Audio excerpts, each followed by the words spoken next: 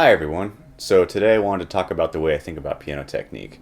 It's a fundamental principle that I think when used the right way will help you figure out the motions needed to play just about anything. The important thing here I think is just having a simple understanding about how the body works and how the piano works. It'll be easy, trust me. So, I think of the piano in two dimensions, horizontal and vertical. That's it. It seems very simple, but really internalizing this concept will immensely help the way you move at the piano. So what I mean by this is horizontal refers to moving your hand to a group of notes to play them, whereas vertical refers to playing the notes themselves. So piano playing is essentially shuttling back and forth between these two types of motions. You move your hand to play a group of notes, then you play the notes, then you move your hand to another group of notes, then play those notes. The process continues. You go back and forth, back and forth, back and forth. With the construction of our bodies, we'll have to use different muscle groups to navigate these two axes. The vertical axis is going to use more of the phalanges and the weight of the arm, whereas the horizontal axis is going to use more the shoulder, the elbow, among others. If you use the wrong muscle group for the wrong axis, you will risk injuring yourself. Okay, since the vertical relies so heavily on the fingers, we'll have to take a closer look at them to truly understand how they work. If you look at our fingers from an evolutionary standpoint, they were meant to grab stuff, not push keys down. But the nice thing about pianos is the keys only know how to move in one direction. They can only go down. So as long as you apply some kind of force in some kind of direction, you're fine, even if it's this kind of grabbing motion. So let's talk about dynamics. When you're trying to get more power and more volume out of your notes, you don't want to think pushing harder. You want to think faster. Practice flicking one key back.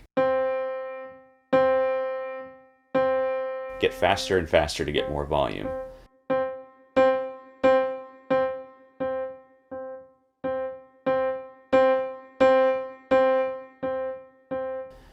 The nice thing about pianos is once the key is pressed, it takes hardly any effort to keep it pressed. So, also work on letting up each time you hit a note. This will help preserve your stamina when you play.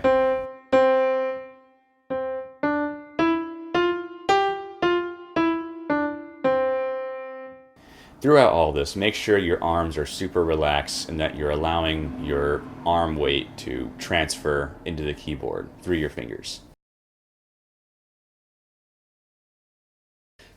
So, the horizontal is where you can really get creative with the way you move. It sounds silly to put it that way, but the way you move directly affects the way you play. So in other words, if you move stiff and jagged and tense at the piano, your music is going to sound stiff and jagged and tense. However, if you move smooth and fluidly, your music will sound smooth and fluid. It makes sense, right? And different players will be inclined to move different ways to play whatever it is they're trying to play. My rule of thumb is as long as you're fluid and relaxed and not holding anything tight, you'll be fine. So here's a few ideas for horizontal motion.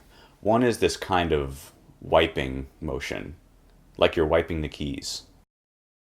The speed at which you move horizontally will depend on what the music is doing. For example, you won't move as fast when playing a scale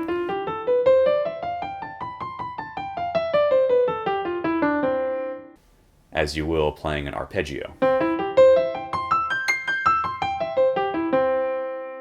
Now the forearm has this nifty feature of rotation.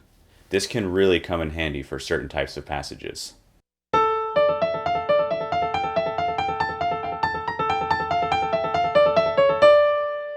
So thus far we've mainly been looking at structures of the arm. You can also move your torso when playing. This will help reaching the extremities of the keyboard, whether it's playing the upper register with the left hand or the lower register with the right hand.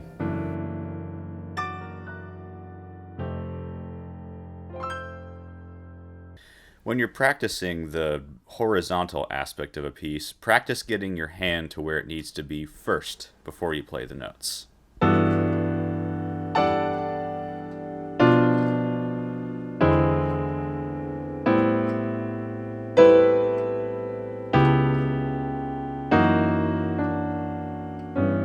In classical music, this is often called shadow practicing or shadowing, where your hand is shadowing the next phrase before it plays it.